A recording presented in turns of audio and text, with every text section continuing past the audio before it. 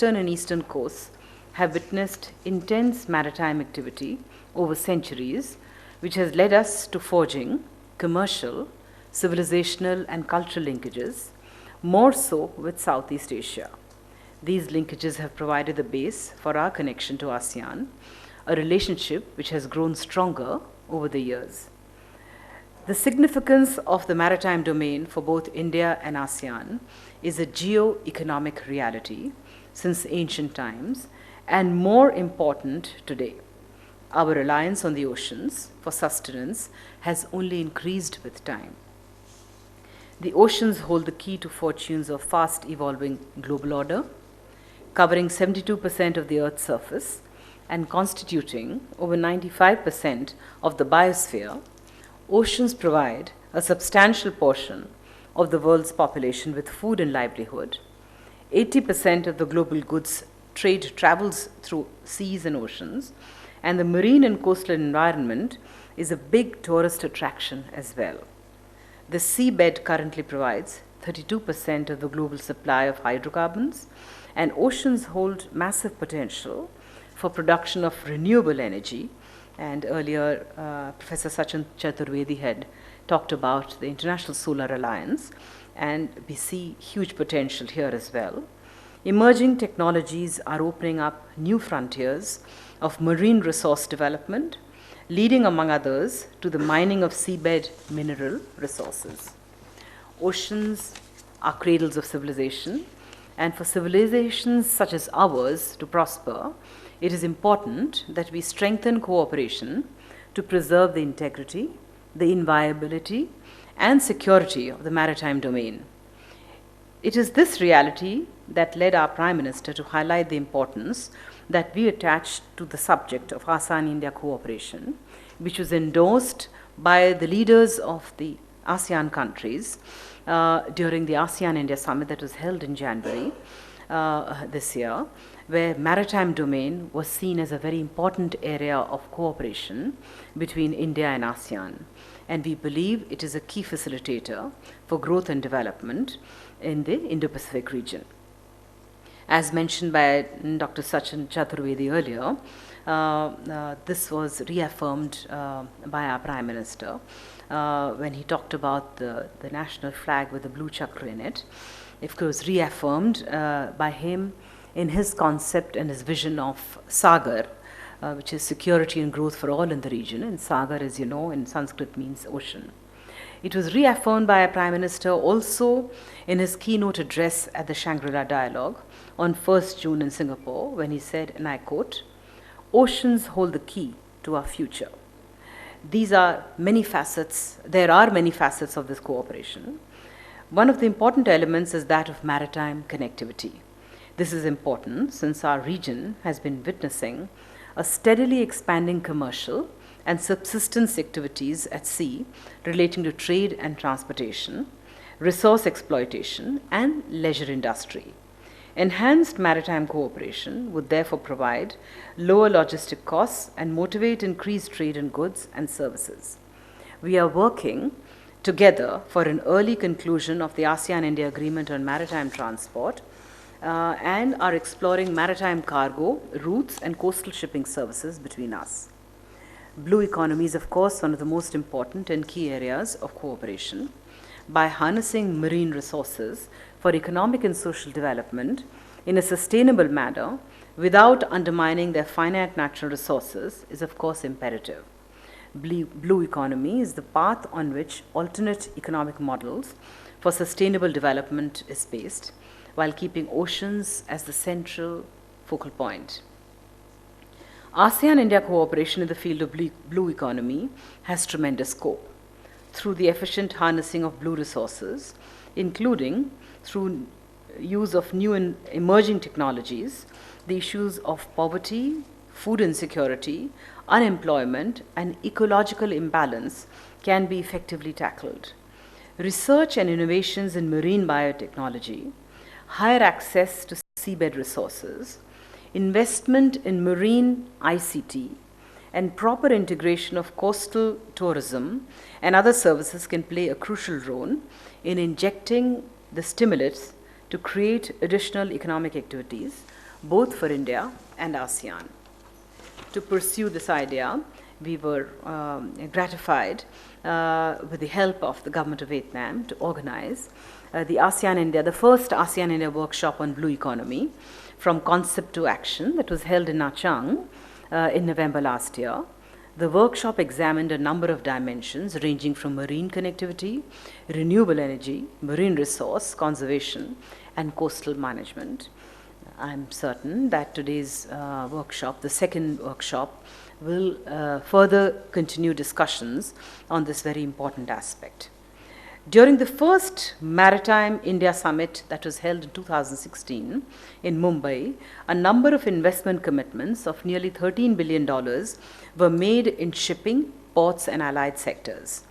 Government of India plans to invest over $190 billion in the next 10 years to develop 27 industrial clusters to improve connectivity with Indian ports through new rail and road projects.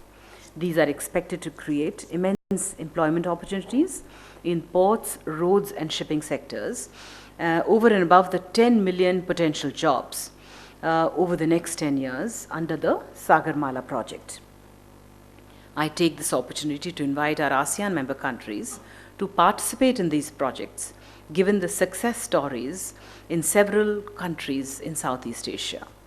The priority sectors for ASEAN's maritime ecosystem include shipping, ports, container freight stations, and coastal economic zones, road, rail, and coastal connectivity, shipbuilding, investments advisory, technology, training and leisure, including cruise and tourism.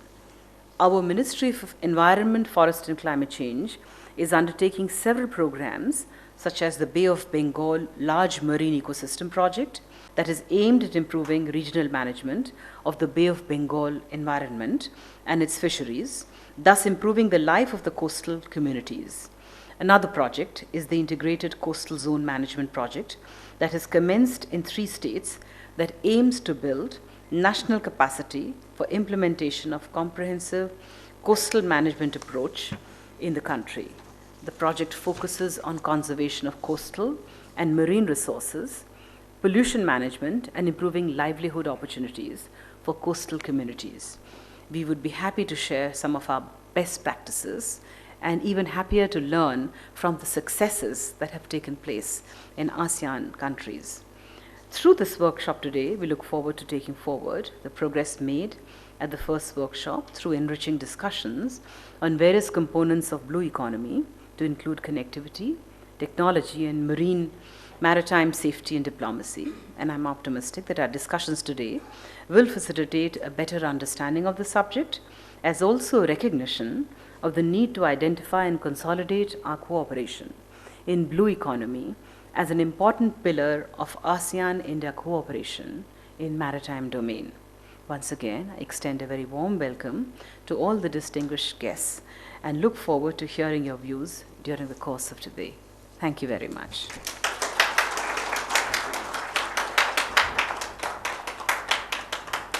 Thank you very much, ma'am, for a very enriching speech, and it's a good beginning for the workshop. The 4 sessions will be guided by her speech.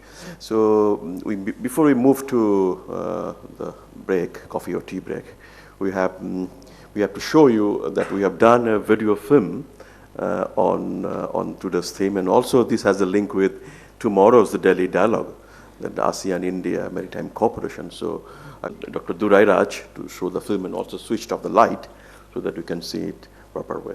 And then we will come back to the photographs. Thank you. ASEAN East policy today has become a driving force in the Asian resurgence.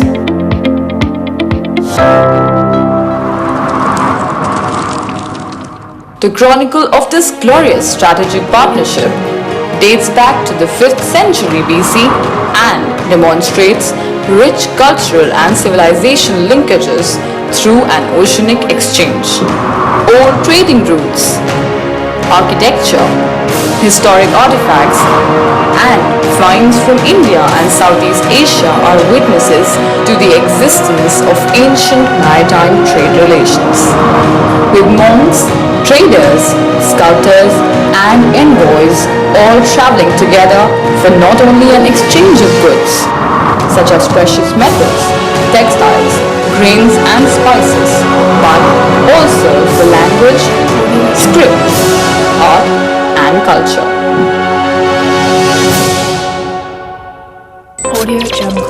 Over the 25 years of dialogue partnership, a stronger maritime connectivity between India and ASEAN has flourished, enabling the steady growth of free trade and investments. In 2017-18, the two-way trade in goods between ASEAN and India crossed $80 billion. ASEAN and India are working together for an early conclusion of the agreement on maritime transport and are exploring maritime cargo routes and coastal shipping services between them. At the recently concluded ASEAN-India Commemorative Summit, Indian Prime Minister highlighted the importance that we attach to the subject of ASEAN-India cooperation in the maritime domain. ASEAN-India cooperation in maritime domain is one of the key focus areas for growth and development of the Indo-Pacific region. Today, India is one of the fastest growing major economies in the world. In the last 3 years, Government of India has undertaken a number of initiatives and introduced a series of reforms to improve the business environment in India. As emerging maritime nation, protecting both the economic and security fronts has become critical in order to develop maritime infrastructure. Indian Prime Minister said while opening the International Fleet Review in 2015 at Vizag, peaceful and stable maritime environment is critical for the regional and global security. The oceans, lifelines of civilization, are the most important maritime transportation links in the world, providing opportunity, jobs, and prosperity. Over 90% of global merchandise trade is carried on the oceans.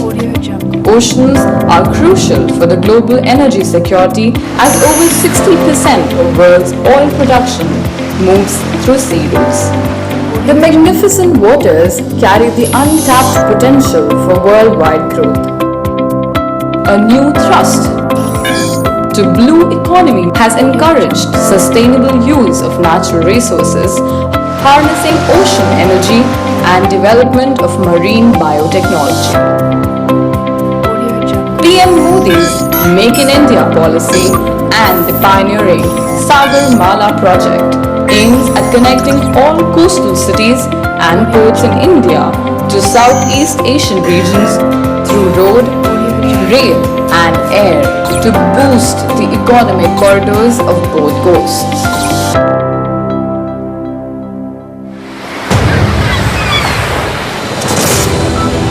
The oceans are prone to security threats like piracy, smuggling, maritime terrorism, natural disasters, illegal fishing, and trafficking of humans and narcotics. ASEAN-India effectively has built a security architecture that reinforces maritime cooperation and action through its international structures. At a time of fast-changing geopolitical trends, freedom of navigation proves to be a pivotal challenge in the maritime dimension. Hence, eliminating barriers hindering maritime trade and transport framework is of the utmost urgency. The ASEAN-India Blue Economy workshops in 2017 and 2018 successfully reaffirmed the importance of strengthening maritime cooperation and of promoting peace, security and freedom of navigation through existing relevant mechanisms, including the expanded ASEAN Maritime Forum, to address maritime challenges. The Blue Economy workshops laid emphasis on prevention of accidents, quick relay support in search and rescue, encourage constructive collaboration in maritime education and research, cooperate for conservation of marine resources in the Indo-Pacific regions, and address threats obstructing the development of maritime domain. Moreover, promoting potential private sector participation in the development of seaports and maritime network continues to be a high priority area.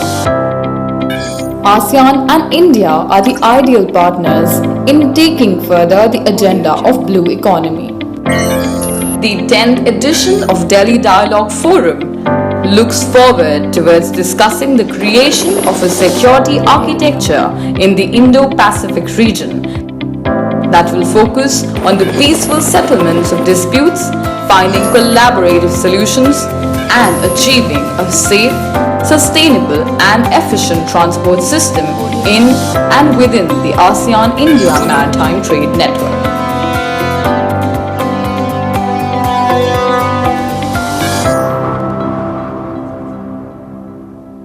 Audio Jungle. ASEAN